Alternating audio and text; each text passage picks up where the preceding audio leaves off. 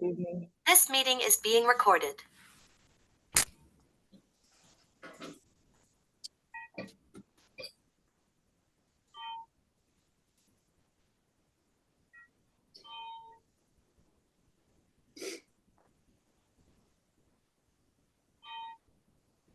So, hi everyone, welcome. This is the first of the Italian and Mediterranean colloquia of this year. They are, as always, sponsored by the Italian Department and the European Institute at Columbia University. But this time, specifically, we are co-sponsoring, co-organizing this event with the Department of History and Civilization of the European University Institute in Florence. The speakers and the audience actually are as dispersed as our subject today, since we are talking from three different countries. So I am in New York, and Donna Gabaccia is in Toronto, and Lucy Riall is in Florence. And I guess that you come from everywhere in the world. So welcome. This event I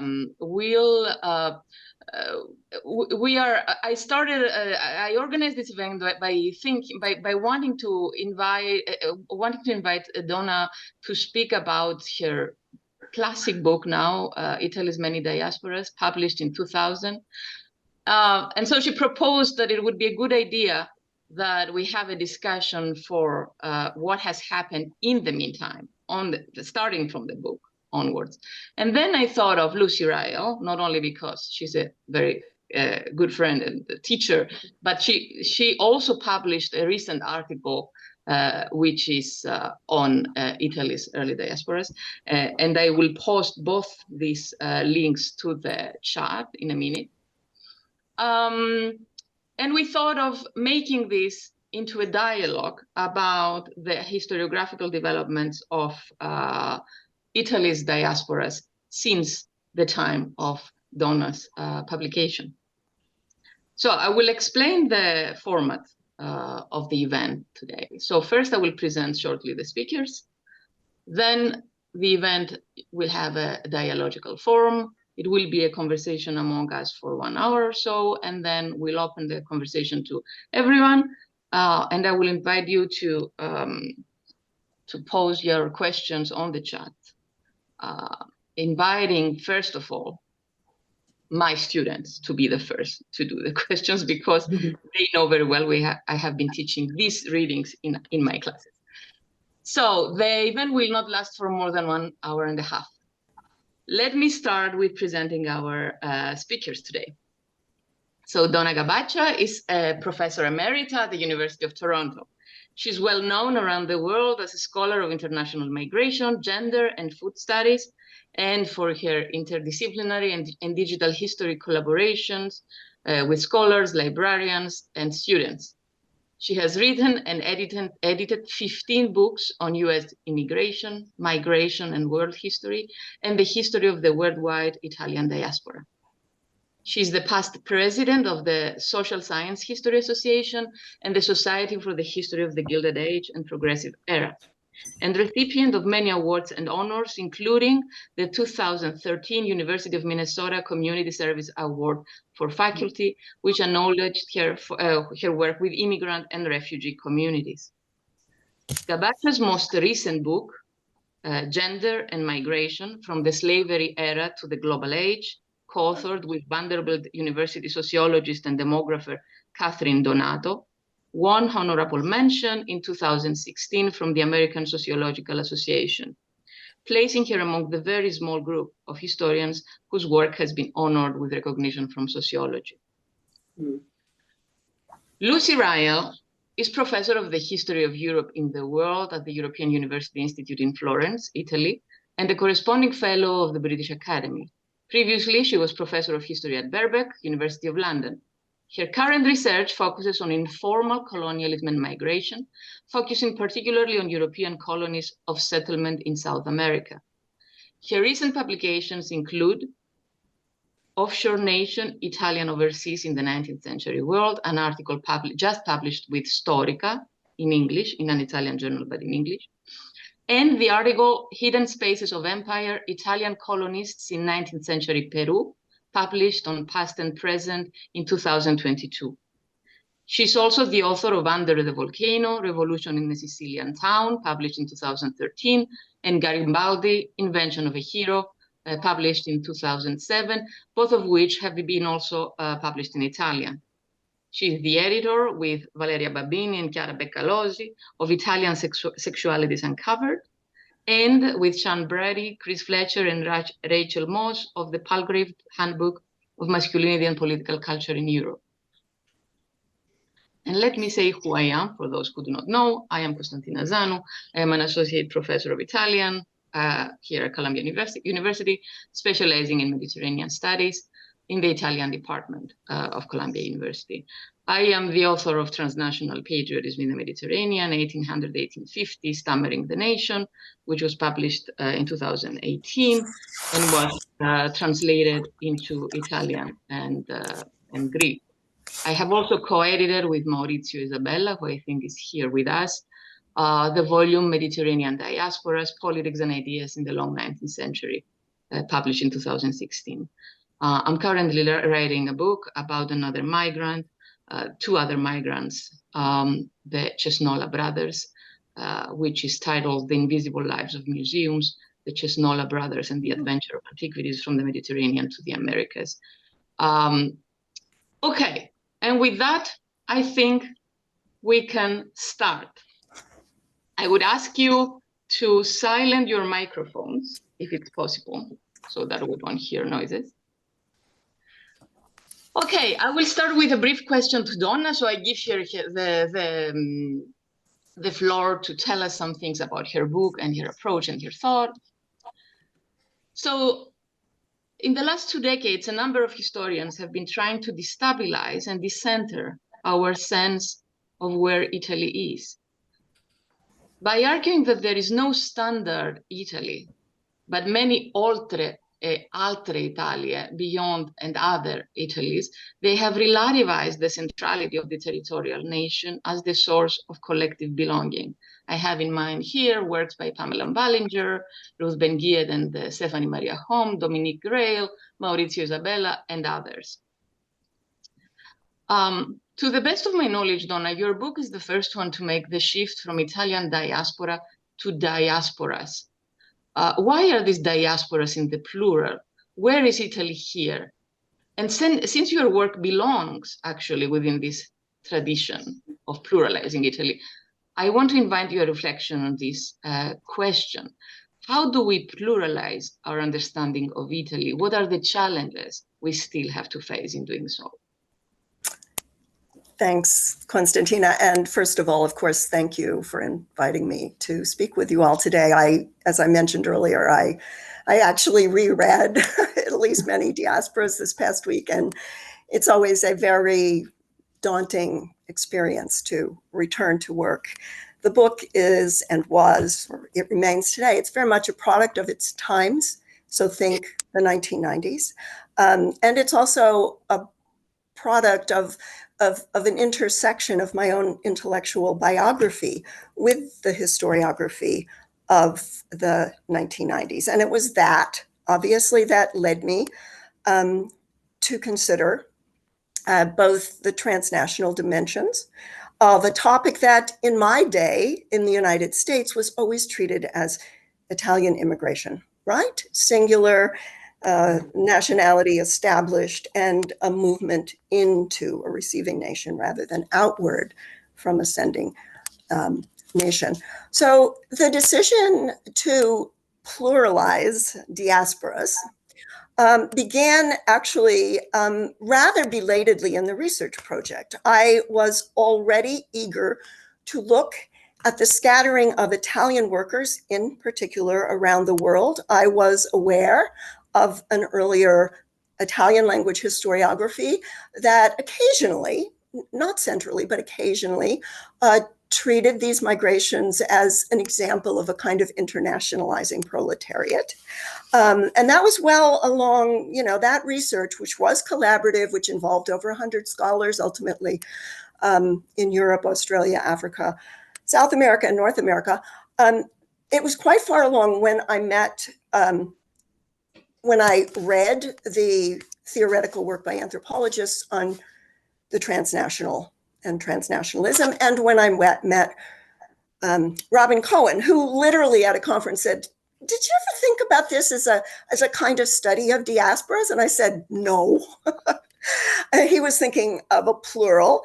And as you know, I like a challenge like that. I like terminologies. And I'm fascinated by conflicting concepts.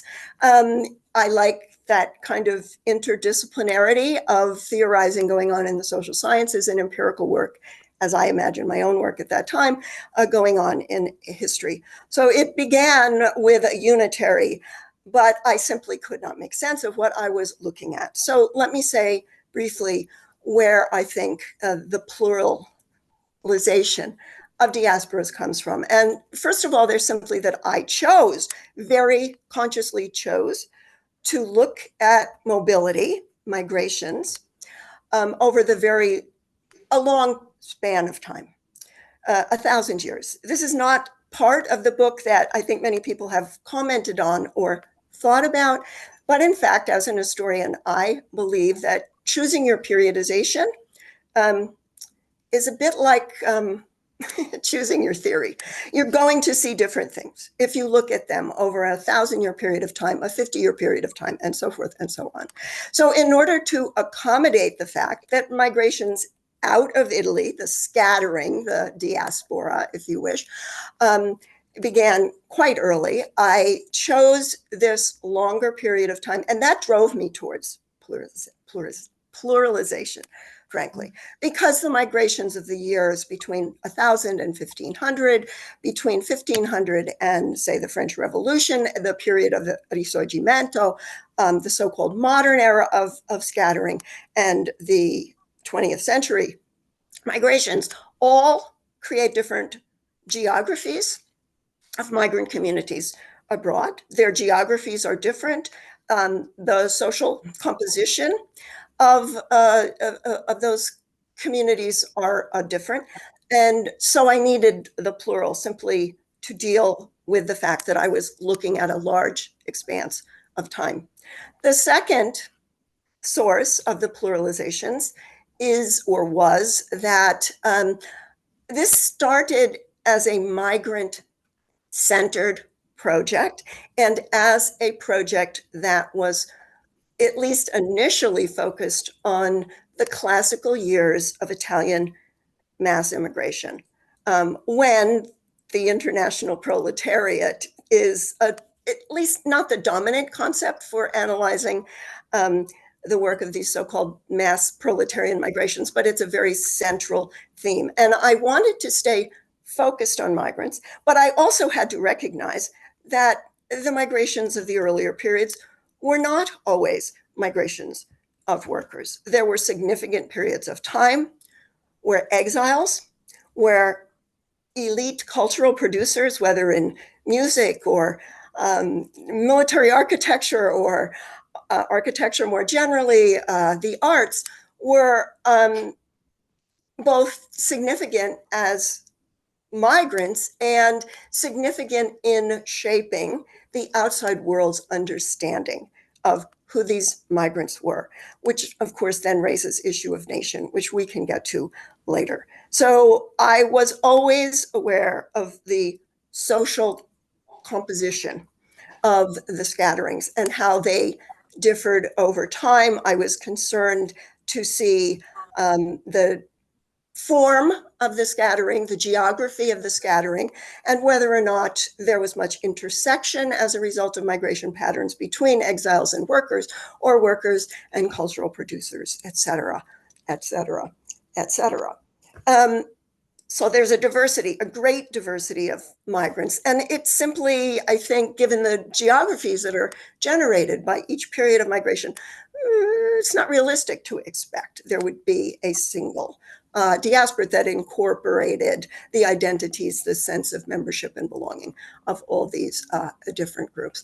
And finally, especially for the modern era after, say, Italian unification, but in some ways even before that, the diversity springs from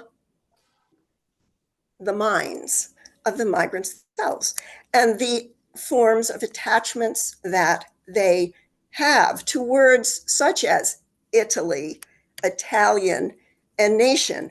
And a large part of the book focuses on many diasporas that are created through the scatterings of people firmly and most obviously identified not with an Italian nation, certainly not with an Italian state, but with all those thousands of small towns and villages. So the story becomes one of intersecting diasporas of differing times of migrants, diversifying diasporas as they develop, reformulate over time, and the formation, dissolution, and changing relative strength of the hometown-based diasporas as states in both the sending countries and the receiving countries compete to transform those identities and those ways of understanding the world. I think that's a beginning. I guess what I would furthermore say, since in fact many people have joined me in finding new concepts and new ways of thinking about this plurality of Italy's, of Italians, of identities, and of attachments between mobile people who literally with their bodies link distinctive parts of the world. I've been wildly enthusiastic to see how, you know, Altre Italie, that was used already by the Giovanni Agnelli publication, already beginning in the, I think around late 1990s, the Oltre Mare that Lucy is now using. Since I am interested in the history of concepts and terminologies, I spent a certain amount of time, going to Italian language publications in Google Ngram and just looking over time at the various ways that intellectuals and scholars in the last 2 decades have been generating new language. Of course, in the past, there were the Italiani nel mondo. And that was a concept that I had to deal with. Mark Choate then came up with, sort of emigrant nations, another concept. Obviously, historians of empire and of colonialism have made their own choices. And I sort of Catholic with a small c, and welcome all these developments. I write a book, and I wrote a book then, which I regarded as a premature synthesis.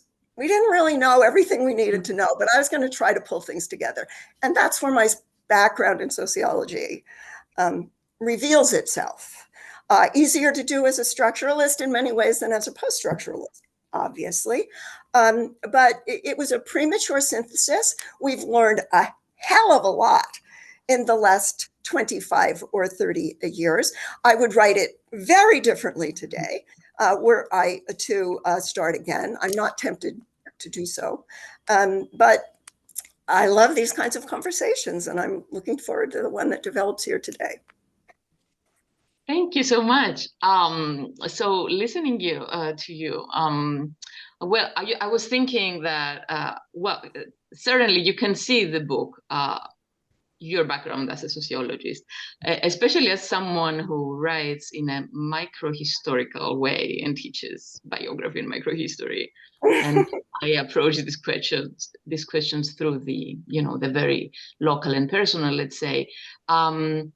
I was wondering, and I want us to discuss a little bit, and I want to include Lucy in this question. It's a question for both of you. I want us to discuss a little bit the question of scale and how do we do, so methodologically, how do we do global history, but also personal and very local history. And I am very impressed that already in your book, we are in the 2000, it's one of the very early examples, I would say, where actually you have an approach of global history which is from the very local to the global, what you call a village diaspora, a village global diaspora somehow.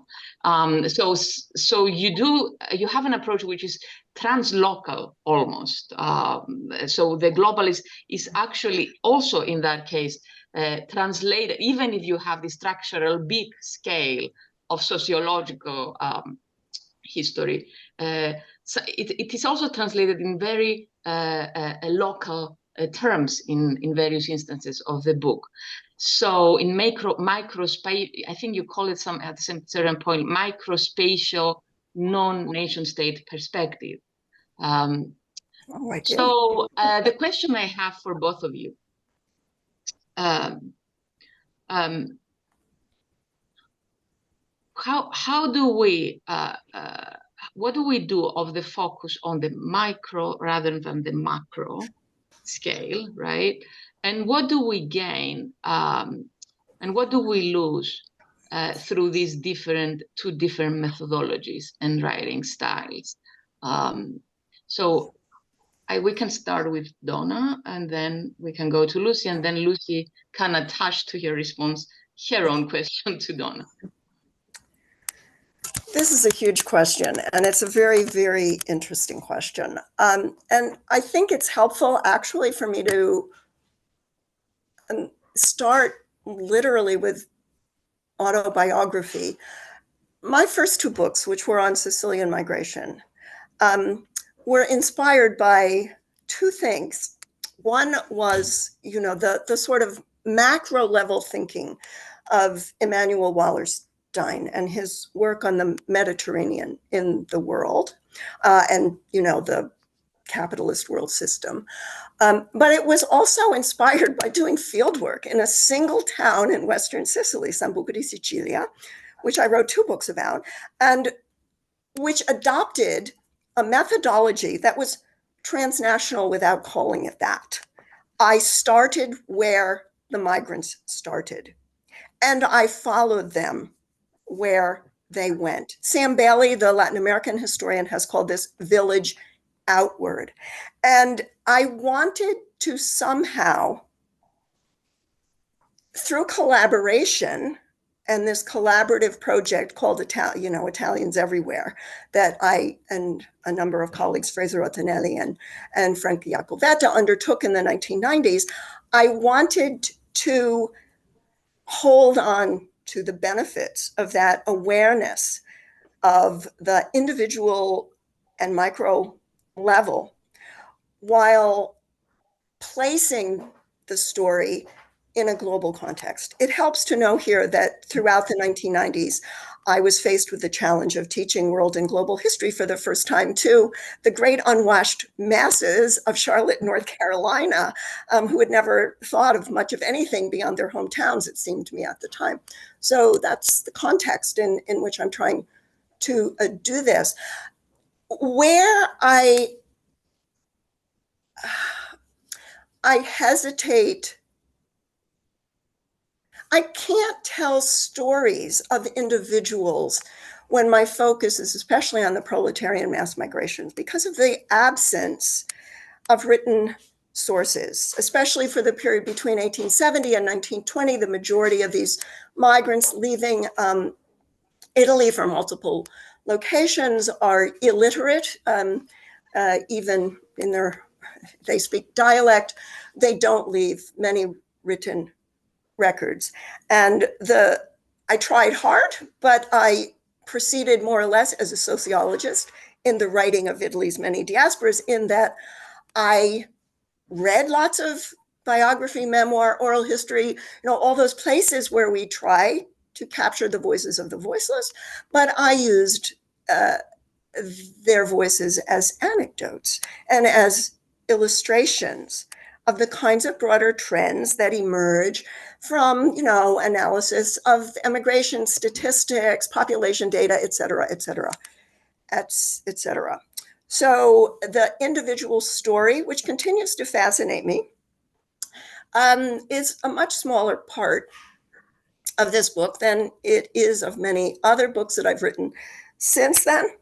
And were I to rewrite today, I would actually think more about how those micro level stories change what we see at the macro level. I took the macro level, the Wallersteinian capitalist world system, especially in the second half of the book, as a given. And I'm not sure I would do that today. So that's enough from me. Lucy, we are eager to hear you. Okay, listen, thank you so much for this invitation. It's such a pleasure to see you again, Donna. We've never actually met in person. I know, I can't believe that. We almost did when you were in South Carolina. Exactly, right? but it never happened. Easter in South Carolina. I hope it will. And I was going to come to Toronto about 3 years ago, and I would have met you, but there was the pandemic. So anyway, I hope we will meet in person soon. Someday. And no, I was going to say simply that just to add, as a way of starting off, really, to how much your book has been an inspiration. I think it's an inspiration because, for me at least, it was the first time that I saw a way of putting together, the history of migration, the history of Italy, as in, the history of the Italian peninsula, and actually, in a way, the history of biography with a more macro scale. So I think it really did represent, certainly for me, a kind of a way forward, and it transformed my thinking about how I might incorporate the study of migration into the history of Italy. And I say this also, I think just another point I would actually make in terms of what the kind of question that Konstantina has asked us about micro levels and so on. I think we ought to recognize, and I realize this, and I've realized this more and more when I go and look back through decades and decades of, actually really 100 years, I would say, if not more, historiography on Italian migration. We are in a position to do this kind of work and to have this possibility of experimentation because of the enormous amount of work that historians of migration have done for 100 or more years. In other words, I think what's interesting about this field is that there's a huge amount of material, there's a huge amount of source material, and there's a huge amount of secondary literature. And that actually gives us the possibility to play around a little bit more, and has done actually in the last 20 years with the kinds of framing of migration history.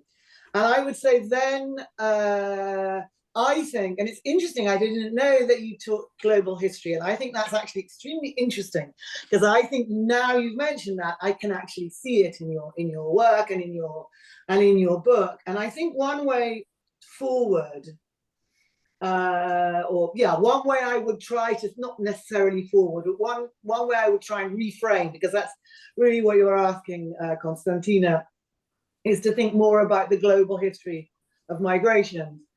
Someone whose work has been incredibly important and helpful for me is Adam McEwen.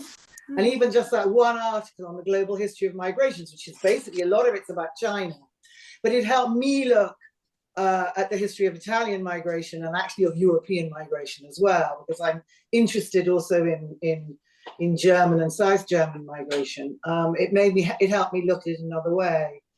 Lucy? Yes. May I interrupt? I will just call your attention to the results of our latest collaborative project, which is a Cambridge history of global migrations, just out. It covers, 800 years, 60 collaborators.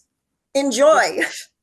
No, I shall. Actually, that's an interesting one, because I've been trying to get hold of it for ages, and Cambridge has changed its policy for online books. In point of fact, that's been the subject of quite a lot of backwards and forwards between our librarians and Cambridge University Press. So that's another conversation, which is actually about editorial policy and publishing policy, I should say. But okay, and why do I think the global history of migrations is important? I think it's important because it allows for different kinds of comparison. That would be really the first. And it allows, actually, I think, for kind of qualitative comparisons. And in that way, I think it changes the focus in part, at least, onto exchanges and encounters. And that actually, and when I say exchanges and encounters, I think also sometimes quite violent exchanges and encounters. So I'm not putting forward this kind of happy, rosy view of global history in that respect. But why I think that's interesting is because that then does allow one to look at a much more micro level. So I think, I mean, I'm thinking here actually of your work, Konstantina, and also some of my own recent work, you know, that for me, the revelation in the article that I wrote that Konstantina kindly mentioned, the revelation and in a way the inspiration from it was reading about Nino Bixio, right? Some of you have heard me talk about him before.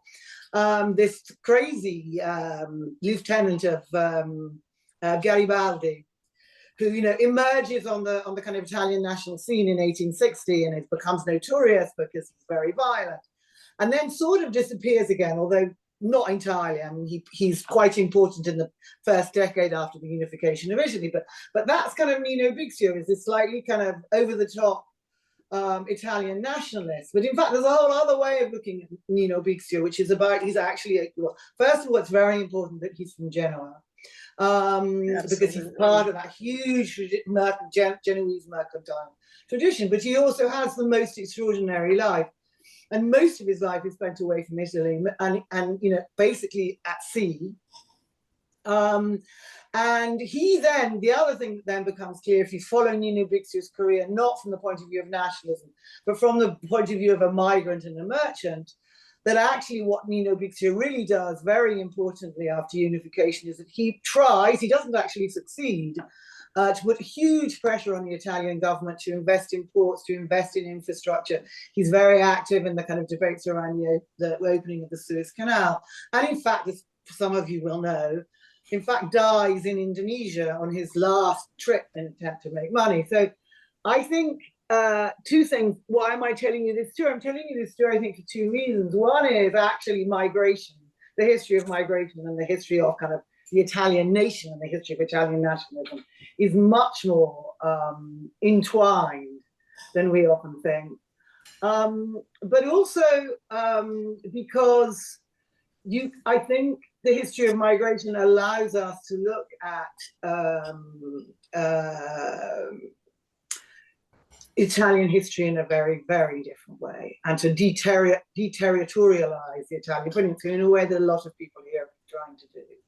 So I don't see, actually, you know what, I mean, in a way, my very short answer, and then I'll stop, my very short answer to Konstantina's question is that I don't think this is, I mean, it may be difficult simply because of the research and the conceptualization, but I think it's a very interesting way to go, and I think it will do nothing more than open the field. I don't think it has a kind of any damage.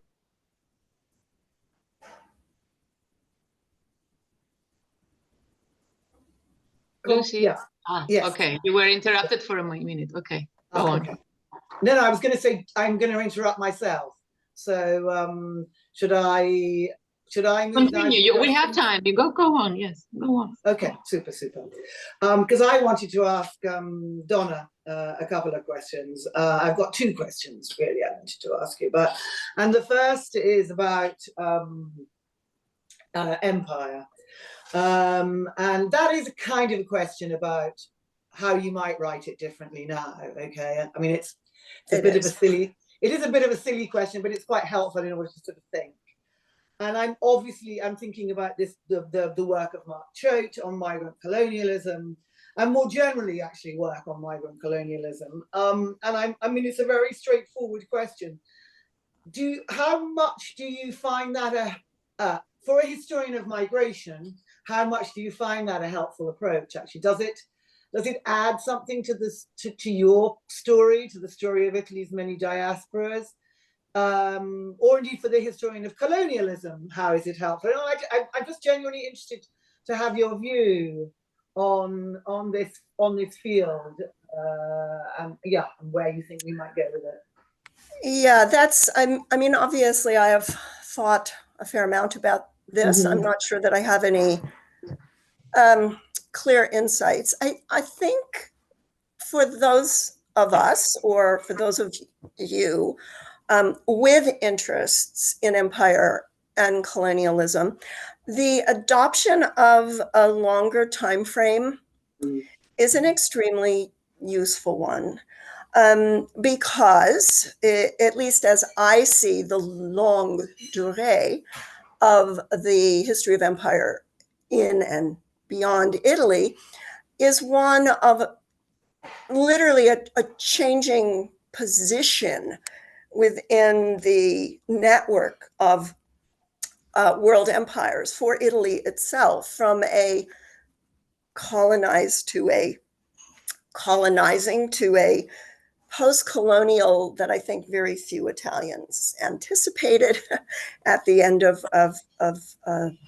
well, in the second half of the 20th century. So again, I would, if I were to tackle it now, and I would urge anyone who is tackling this issue now to think in somewhat more capacious terms than the traditional, you know, Italy's ventures in Africa to the aftermath of fascism and the arrival of the formerly colonized in Italy itself, seeing Italy as an area that has been at the center of empire, at the periphery of empire. There's a section of my book, it's a small section, since it's a short book covering a very long period of time. But there is a section where you can find Austrians and you can find Spaniards in the early modern era, talking about Italy as, you know, our Caribbean or our Indies. So there's change over time in how we think about Italy or how we think about empire, colonialism, and the positioning within it. The other thing I'd like to say is that, in fact, historians of migration have been deeply challenged by histories, particularly of settler colonialism, and largely still in the English-speaking world of the former British Empire. But increasingly, I think, and you'll have to tell me about this, Lucy, since your newest work is going to focus on, I guess, Spanish-speaking or Brazilian and Spanish-speaking Latin America, the concept that a migrant can be a settler colonizer is a really important challenge. And it's one that I think migration historians are beginning to grapple with, certainly in this new Cambridge collection on global migration history. We have a chapter on settler colonialism, and I would say we have sinologists kind of grappling with the possibility that Chinese expansions and migrations into the westward and into various parts of their interior, whether that constitutes colonialism. So there's some very interesting conversations now about this intersection between colonialism and settler colonialism in particular, and migration. I've also become interested in the changing terminology for foreigners entering the United States and Canada in particular, where there's a shift from calling them immigrants from Europe, even though they're coming into the US or coming into Canada, they're called emigrants. And that word emigrant is the language of settler colonialism in early Britain. And you find this in Australia as well. And then there's a shift around the end of the 19th and into the early 20th century for Canadians and Americans in the US, referring to the people coming in as immigrants and not as immigrants. They're coming in, they're expected to adapt and to abandon their cultures, not to carry their cultures out to the frontier, as was true of the emigrants with an E. So this kind of thinking has moved closer to the center of migration studies. It's not always, as you say, it's about encounters that are not always peaceful, but I have literally had students and teachers in my summer institutes that I used to teach break down and come close to tears when challenged to think of their poor Norwegian great-grandparents as colonizers, right? I mean, this is emotionally very wrenching, especially for those countries like Canada, the US, that think of themselves as nations of immigrants and immigrants as nation builders, right? So huge discussions going on about this generally in Canadian and American academia, but increasingly going on among those of us who focus on mobility as well. My main question, and it's not yet a resolved one, is whether or not the shift from settlement to a migration of proletarians moving in order to earn wages. When does settler colonialism stop? When do we stop calling, or do we ever stop calling migrants colonizers and settlers, and instead think of them as one of a kind of multicultural world of oppressions and exploitation? I don't have an answer to that question. I think further attention to language and to individual and collective biography would be helpful. And in fact, there's a great deal of very interesting work, usually at the micro level, that is now being done, looking at encounters between migrants and indigenous peoples, both in the so-called old frontier areas and rural areas, and increasingly in modernizing cities like Toronto, which has an indigenous population of urban dwellers, as well as huge populations of more recently arrived immigrants. So there's a lot of really interesting questions, interesting ferment here, often drawing on, especially in the case of settler, migration historians have not always dug as deeply as I probably would if I were to write this book into the theorization of colonialism. That is definitely work that remains to be done, but there's a dialogue now, at least. And I'm hoping it's not a one-way dialogue. Let's see how it unfolds. That's such an interesting answer, and it opens so many things. I'm going to just say something that we can park, and Konstantina can come back to. Okay, because I think it's very important, but I don't want to get totally distracted by it. But I mean, it seems to me that the question about how somebody who's he or she is a migrant because dispossessed, because that's the kind of idea, right there, poor rural migrant becoming a dispossessor. In the New World, I think there are two things we need to think about. One is kind of location. So in Italian, this is something that you know much better than me, but an Italian migrant in California has a very different experience from an Italian migrant in, say, New York, right? So there's that. But more importantly, and that's what I wanted to kind of park, the question of race comes in here very importantly, right? So kind of when are Italians white and when are Italians not white? When are the Irish white? When are they not white? So that's so a lot of it's very situational. But I think we maybe come back to that in a moment. What I wanted to ask you was, one other question was about sort of the environmental history of migration, which is another new flourishing field. We just in the EUI examined an amazing thesis yesterday by Gilberto Mazzoli about the gardens that Italian migrants brought with them to New York at the end of the 19th century. And that really showed the kind of possibility of an environmental approach to change kind of how we look at migration. But I wondered, in terms of your many diasporas, whether you think, first of all, it's helpful to think about the creation of Italian spaces in environmental terms. So I'm thinking there very much about maybe cities, but also if you look at, I'm thinking of another article another book that I read recently about Italian pioneer farmers in Brazil, about the extraordinary kind of environmental devastation that Italian migrants and European migrants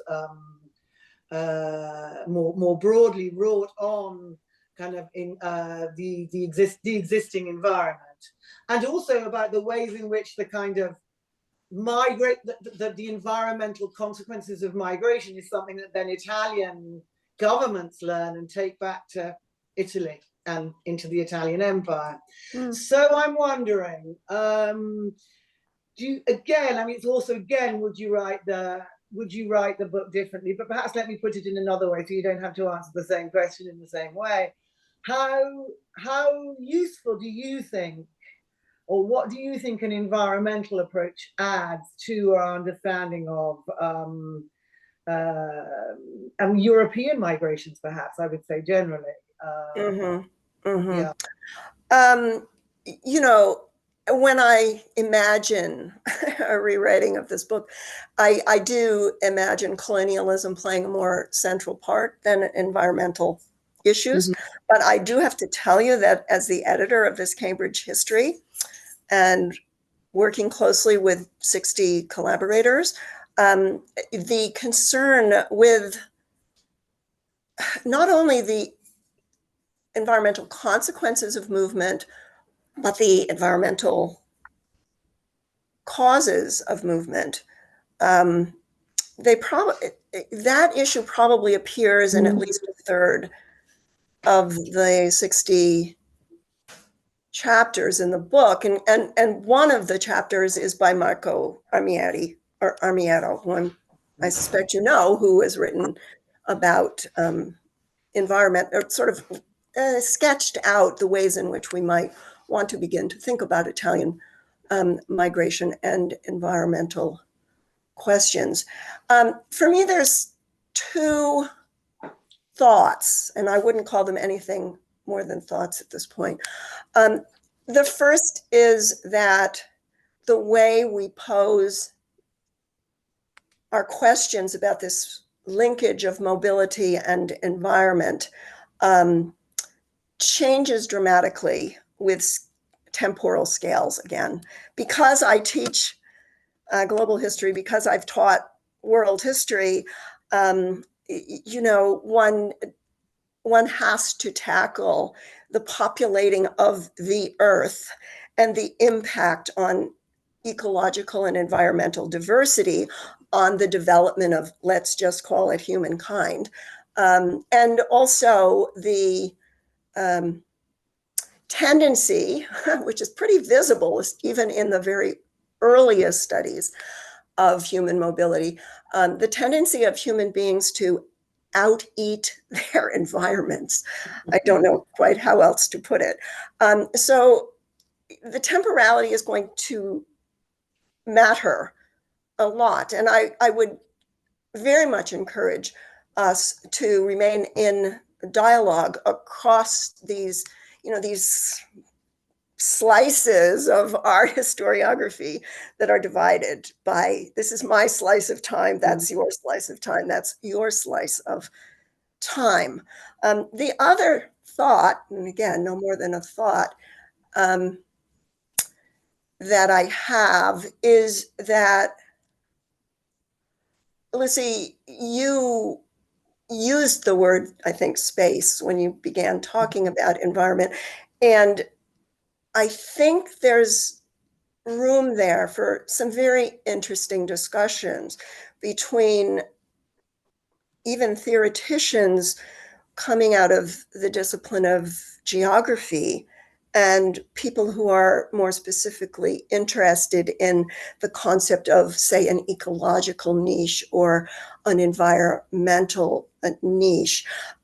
It's very clear that, for example, climatological change has dramatically different impacts in differing environmental spaces, and that part of migrants' attachment, for example, to these little diasporas, these little paeses, is in part an attachment to an environment and a landscape, if you prefer that terminology, in which the environment looms very, very large. There's this old really not at all, I think, helpful notion that, you know, Italians go more often to South America or to the north of Australia or whatever than other European groups because they're used to hot weather.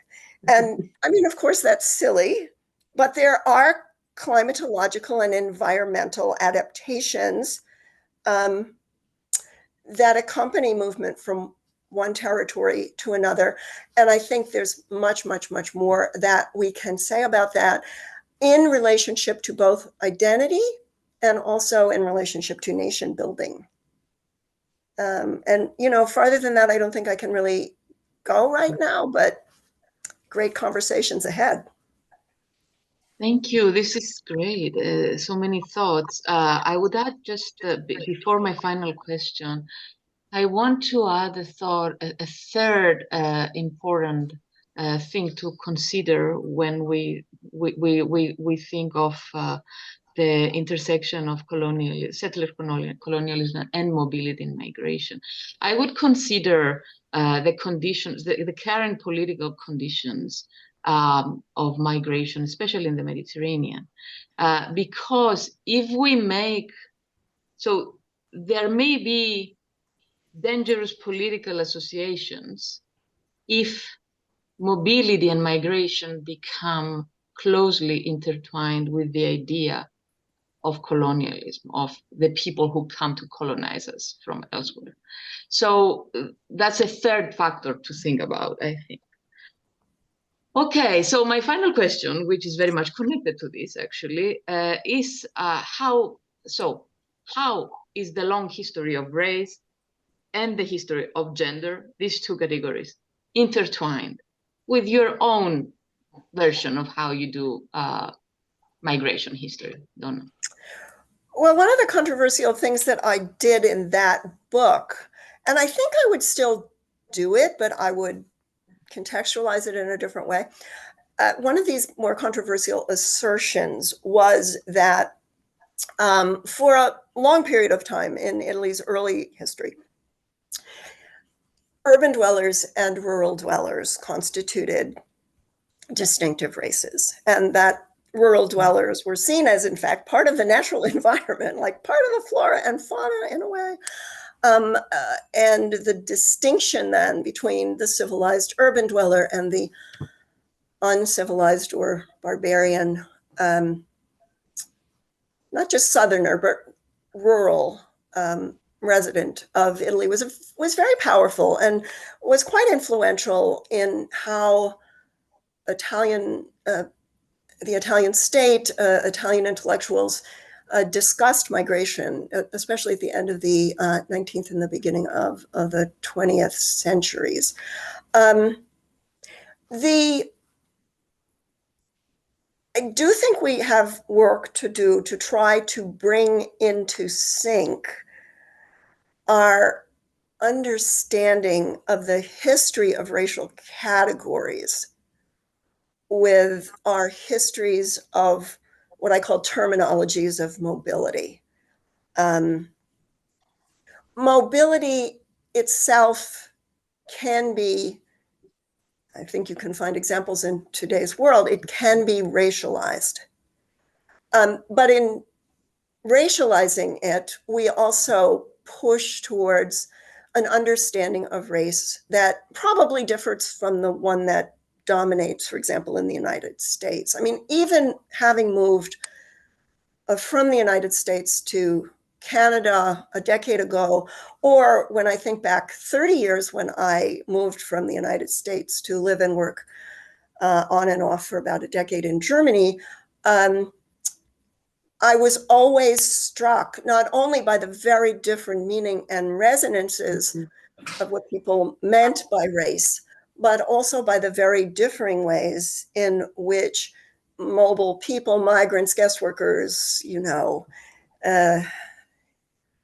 the Renicoli, as they were called when they went to Austria or to Switzerland, or, you know, the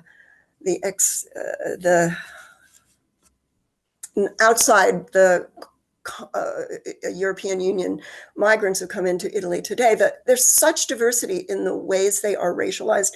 And I don't know, but I have to suspect that attending a bit more closely to those categories of analysis will be helpful for understanding the history of race.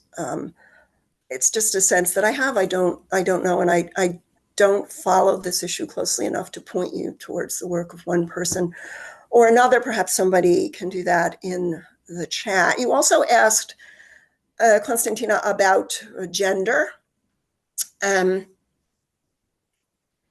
actually found it quite easy to pay attention to gender in Italy's many diasporas. It is not a book about women, and it is not a book about gender, but it is a book in which there are, for example, gendered patterns of migration. There are incredibly interesting gendered dynamics within what I call transnational family economies, which literally locate women in subsistence production in Italy and men in wage earning outside of Italy in this year, these classic years of the proletarian migrations. Catherine Donato and I were so struck by the way in which a simple measure of sex difference, in other words, gender ratios, or demographers still call them sex ratios, how those vary across time and space, across migrant groups, and within Italy, across time and within regional movements. I didn't find it hard to identify or to discuss gender divisions of labor, either within global labor markets or within hometown economies. And of course, I was forced with a quite common problem, that there are simply more narratives and accounts of subjectivity that are written by men than by women until quite recently. But when you go looking, you will find female voices. They are fewer and farther between. One of my favorite examples of this was when I was a graduate student. I remember basically at that time I was deeply interested in labor movements and the relationship between migration and political ideology. And I remember learning and assuming that, well, of course, all anarchists are men. And there was some confirmation of that by some of the initial readings of the Italian language anarchist press, until people like Jennifer Guglielmo and others began doing the reading, and they had no difficulties identifying female voices. So where the determination is there, and the interest in gender, whether in a political movement, an ideological movement, a family, or a community, or a nation, where that interest is there, gender analysis, I think, is always possible. More could be done, but I'm not sure doing it again today would significantly change at least the story that I told in Italy's many diasporas. Thank that you. Makes 1 hour, Konstantina, exactly. Wow, we are perfect. I knew that, but we confirmed. So, before going to the few questions we have here, and since we have time and we have some other historians among us, important, like I see Pamela Ballinger, for example, here. And Hello, she has Pam. been very important. Hi, Pam, in this turn of migration studies, Italian migration studies, and also she's part of my syllabus, and this is what we're teaching next with my students. So, hi, Pam, I was wondering if you wanted to, to be part of this discussion, intervene, any thoughts that you want to share? Well, thank you for asking me. And I mean, it's been really very rich discussion. And I was just thinking about, I think your point, Konstantina, was well taken about the dangers potentially if we think about the settler colonialism paradigm, potentially being weaponized in a way to talk about contemporary migrants to Europe as threatening to inundate or colonize us. And several of the things that Donna just said about mobility. I mean, I think there's always a tension in most of our work, but I would imagine you would see that in yours, Donna, between like talking about migrants, and you noted the way that an older paradigm of emigrants went to immigrants, but the very fact of a migrant, right, as this kind of subject and a sort of permanent or at least stable identity, as opposed to more processual approaches that think about migration and mobility, which you've highlighted. And these are processes through which individuals and communities move and have that sort of situational aspect, as opposed to stable identities, right? But I think in practice, it's much more complicated to get at the processual and the kind of status of a migrant. And I just wonder how you have thought about that, and maybe moments where you think, I mean, one might have to use it strategically, particularly in thinking about, as Konstantina has said, the kind of politics of the moment around migration. Shall I begin? I'm sure Lucy has some please. response to this as well. So Italy's many diasporas actually set off for me an intellectual journey, which I'll probably never complete. But at one time, I thought I was going to write a book called Imagining Nations of Immigrants, which tackled head on the issue of categories. And that opened up, I think, attention to the problem of the more processual as opposed to typological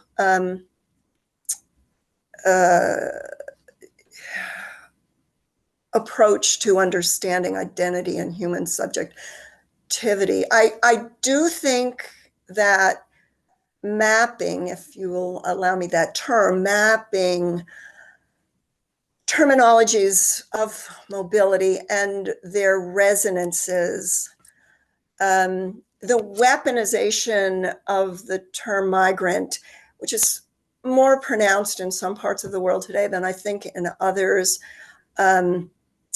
allows us, it reminds us that it's not simply a question of cataloging or becoming etymological in our approach to terminologies. These are not just political choices that nations and states make when they call a mobile person this or that or some other thing. There are these resonances.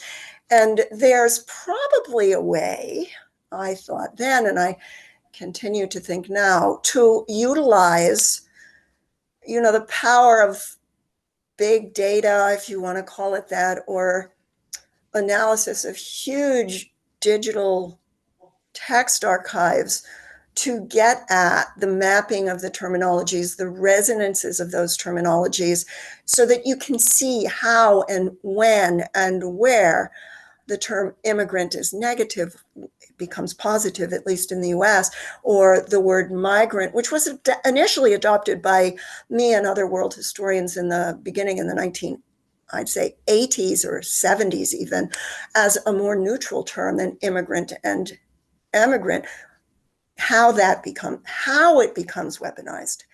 And as somebody who usually prefers a more migrant-centered approach, but is often, of course, forced to work with archives and sources that are generated by anyone but the mobile people themselves, I want to puzzle out how to handle methodologically or to approach methodologically the subjectivity, the world of categories and adaptation to categories as people move from the perspective of the mobile people themselves. I still wish I could have a magic wand that would allow me inside the heads of mobile people. I've been a very mobile person myself, so I have my own ideas about how this works.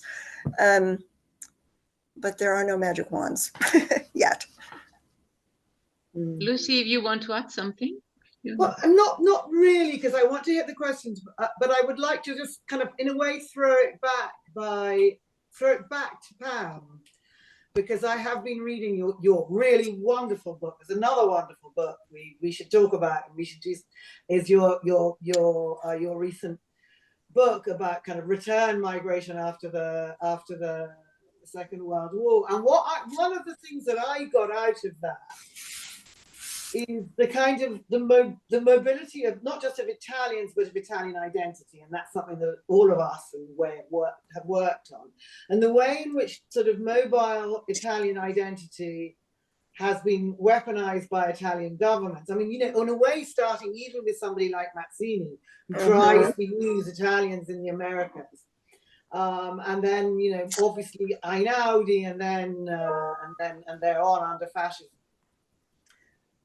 I mean, it would be very interesting, and there's no time to do it now, but it would be very interesting to think about how that has fed in or has not fed into this kind of current way in which Italian migration is dealt with. Because on the face of, you know, you hear again and again people on the left rightly saying, you know, we were always a nation of immigrants, so why are we treating immigrants like this? But I think posing the question in the wrong way, it might be interesting to try and think what are the connections of the kind of the way in which mobile Italian identity has been exalted in many ways and utilized, how that's actually affecting the way migrants are looked at. But I don't have an answer to it. I just kind of wanted to throw it back actually as something that we might want to discuss, maybe not now, but at a later day. And I think your work, both of your works, Pamela and Donna, really speak to that very clearly. Let me just say that last year we presented here Pam's book in the same colloquium. So we have talked about this. Yeah,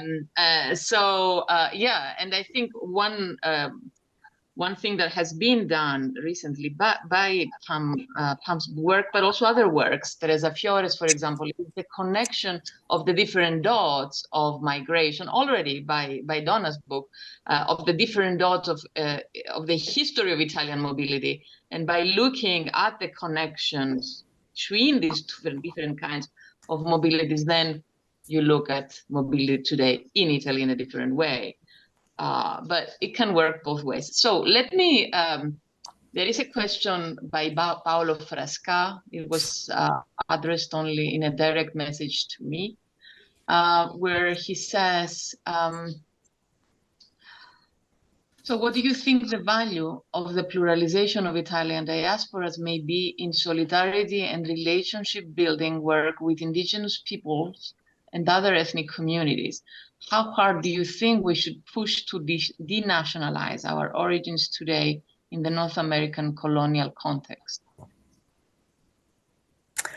Well, you know, I began this work as a fangirl of 19th century internationalism with all of its warts and weaknesses.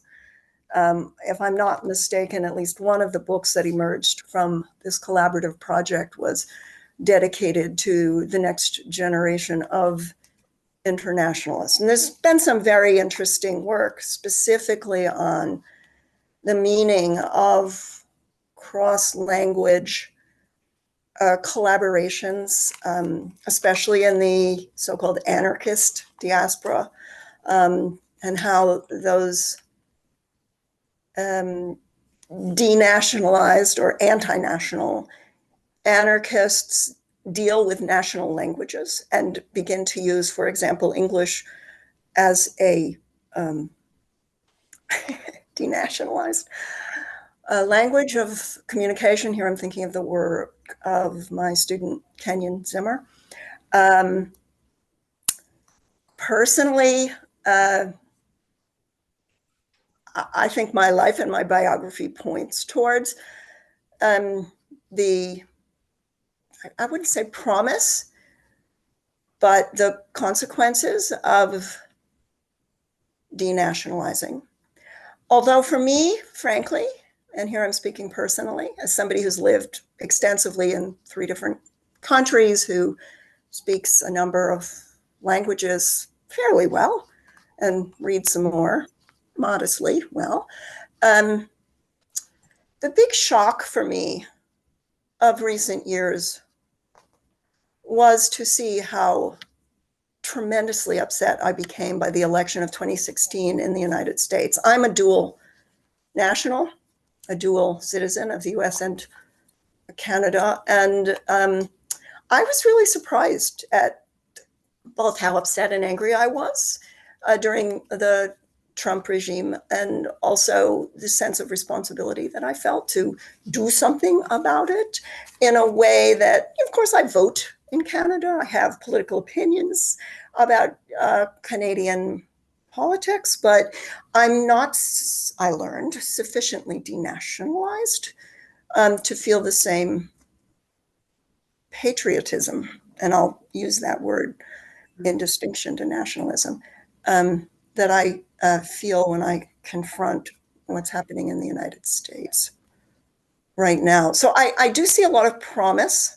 I constantly, during the years when we were fighting over the meaning or usefulness of the term transnational, and especially transnationalism, I was constantly urging people to think about internationalism as an alternative, or as, we needed to be more specific about what the substitution of trans for inter meant. That conversation didn't go very far, and it has since, thankfully, I guess, petered out. But that's how I respond to this question. Thank you so much. Okay, so I will put two more questions together. John Severino asks, Donna, you mentioned in terms of your early work in Sicily that there wasn't much written in way of biography-written sources. This makes me wonder about how you viewed the value of oral sources during the early field work, and has that view changed over time? This is assuming that at that time there were individual familial stories and memories to share. Is oral interviewing a way to get inside the heads of mobile people on a small scale? Certainly not a method for acquiring big data. And I want to add to that the question of another person here, but I think it's a very common question. It's a person who is interested to write the memoirs of her own family, who comes from a diaspora. She has a diasporic background, and she has this question: how do I embed, what considerations should I have in producing this kind of family memoir? So a couple of reactions to both of those questions. The short answer to, I guess it's Joan's question, yes, we should do oral history, oral interviewing. My own approach was more anthropological. I lived in Sicily twice for several months at a time. I talked to a lot of people. I did not systematically collect stories, but I gathered a lot of anecdotes, which I used in anecdotal fashion in both my earliest books on Sicilians and again in this Italy's Many Diasporas. So yes, more of it. The 1970s, when I started out on this research trajectory, an intellectual trajectory, was a time when oral histories with immigrants in the United States and in Canada, lesser extent in other countries, but also in Australia, were becoming very important and popular.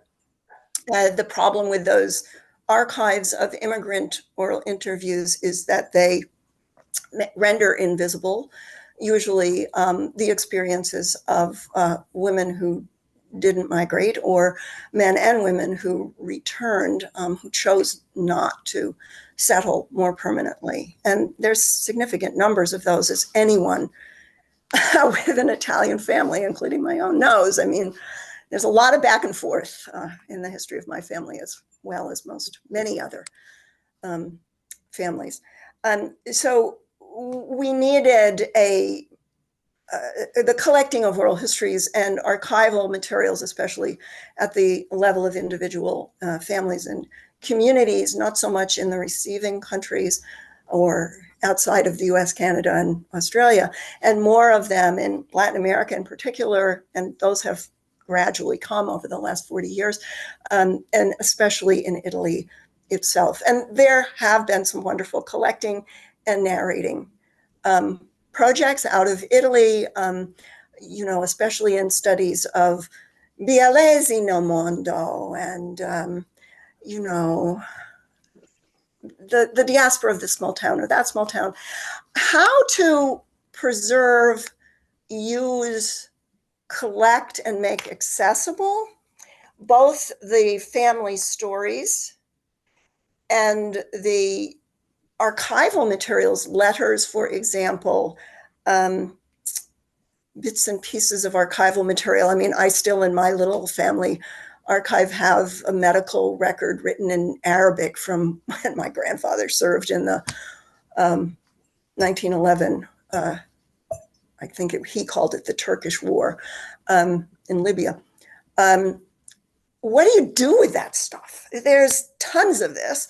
And in my former life as director of the Immigration History Research Center in Minnesota, and you know, that work of trying to collect, to gather, to provide access to the voices of immigrants has its equivalent in the sending countries as well. And before I left Minnesota, one of the final projects that I was envisioning with an archivist and the scholar of letter writing, Sonia Kansian, who's in Montreal, was a multinational archival project that would link, if not connect individually, the collections of these kind of materials.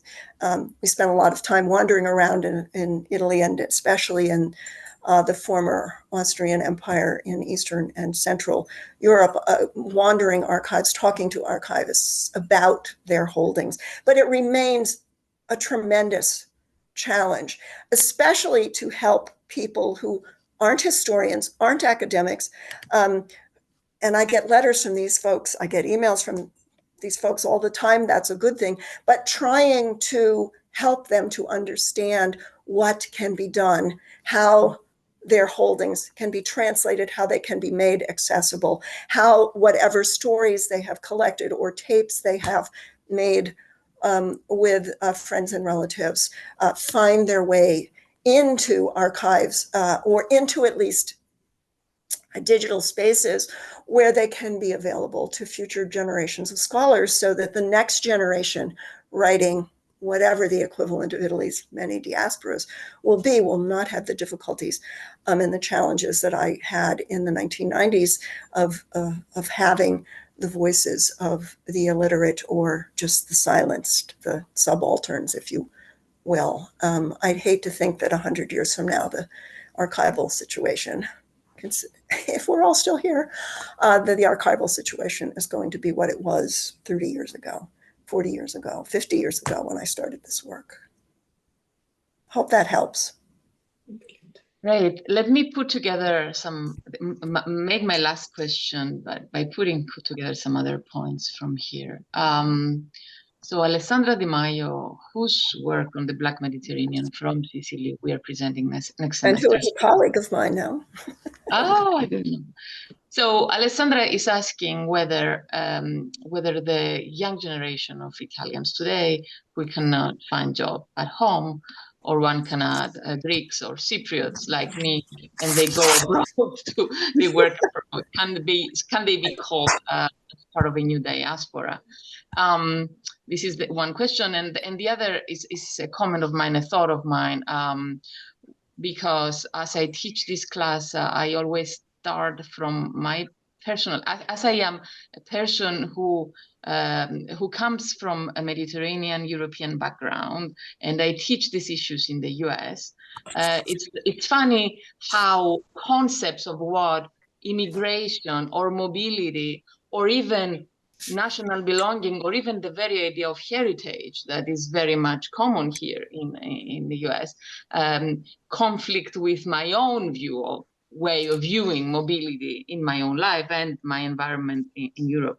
And it's funny because when recently they asked me, you know, how do you discuss your Greek heritage? I said, I don't have a Greek heritage. I mean, everything in order to not to have a Greek heritage. I don't want to. So, you know, it's funny how, so this comes back to Pam's comment in the chat about the different, so about how insisting on focusing on the personal stories, like on the you know, micro stories in different contexts, we can also challenge many categorizations of kinds of mobility, and how much, for how long do you belong in one kind of mobility, and when do you become another kind of mobile person. And so this is a thought, a comment more than, but there is, while I was talking, there was a last question in the chat that I want to read. It's by Giordano Botecchia, just a question about the relationship between migration and nation building. He says, to what extent has Italian emigration historically influenced the perception of the Italian national community in a more pluralistic manner? And I think you address this thing in this question in your book, Donna. On the contrary, how much has it contributed to reinforcing the notion of the national community being based on descent, particularly through the development of citizenship laws that maintain the legal link with Italian emigrants, logically without underestimating that colonial expansion played a crucial role in the ethnicization of Italian citizenship? Okay, so I know it's a lot. You don't have to address everything, and I know you already address it in your. No, I'll try to address. Invite the two of you for a last comment on this. Let's start from Dawn, and then we will go to Lucy, and we have 5 minutes. Be quick. Yeah, I'm going to use this opportunity to try to respond very briefly to both of the questions that you raised. First of all, I think it's very important for me still to emphasize, I do not advocate for diaspora studies. I see diaspora, or I saw it in the 1990s, as a heuristic tool. And even my editor in the series on diasporas that Robin Cohen edited, he said, she's an informed skeptic, and I remain an informed skeptic. So in answer to Alessandra, I would say, ask, you know, in what ways does this or does it not resemble or differ from and diverge from, focusing on the younger Italians who are leaving in significant numbers? Do they constitute a diaspora? And in that question, usually what's critical is the relationship to a place, which I think for many of them is Italy as opposed to the region, but also what is their relationship to each other? And that's something that I've thought about when I, you know, talk with people like Loredana Pulizzi and her attention on Italian speaking and translation worldwide. You know, a diaspora has, imagine it as a wheel.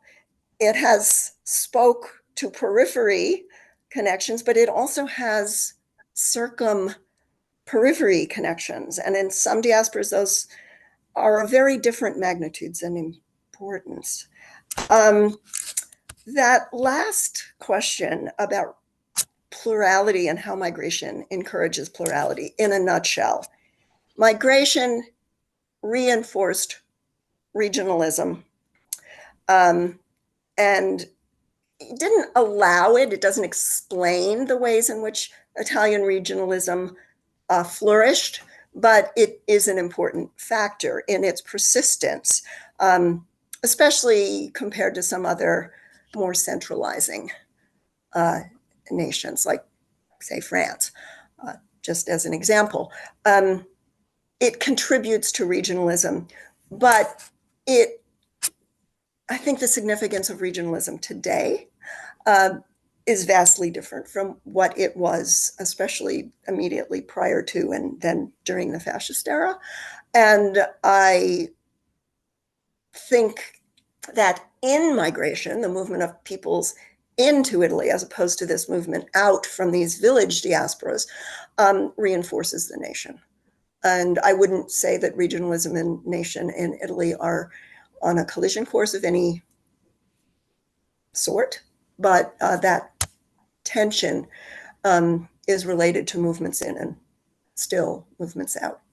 And more than that, I won't say because Lucy needs a minute. Oh, thank you so much. Now, I wanted to say 3 very quick things, and they're not necessarily really related to each other. First of all is I'm particularly interested in the way, and I always have been really, in the way in which, you know, political actors or other, you know, agents of power use identity as a way of exercising and controlling power. And I think that's kind of what got me into an interest in Italian migration as a kind of way in which we can understand power better.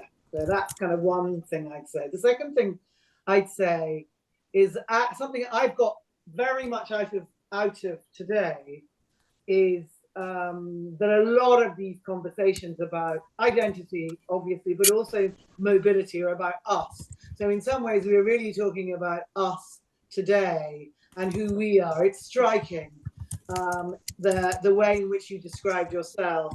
I think it's interesting that as someone who's also been very mobile, I became interested in this when I moved to Italy and worked at the European University Institute. I think if I'd stayed in London, these issues wouldn't have struck me quite in such real terms. As working in a place where everyone is kind of negotiating and examining their identities. So it's very sort of, we need to be reflective about who we are and how we study this.